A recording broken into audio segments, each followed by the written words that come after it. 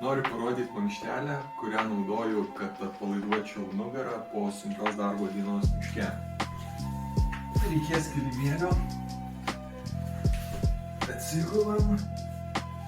Esmė taip, pasiimam kojas taip, kad čia nugarą labai liestųsi ir biškį spaudžiam su pilo presu, kad nepavyktų rankos čia įkišti. Jeigu blogai, tai įkiši ranką, ir nieko gero. Reikia taip užspausti, kad ranka neįsikiš. Ir tiesiog gali kažkiek laiko tiesiog tokioj pozoj pabūti. Esmė, kad čia tiesintų nugarą. O kitas, kad tiesintum dar ir kuprą.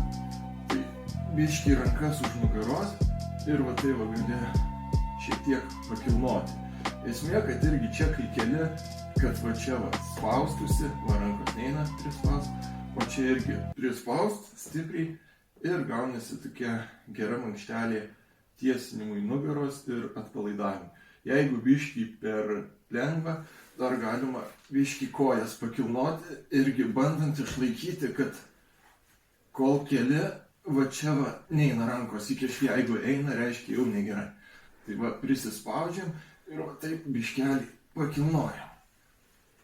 Ir čia jau individualiai, kiek kam reikia, kiek kam išeina ir kiek kas gali. Tai va tiek.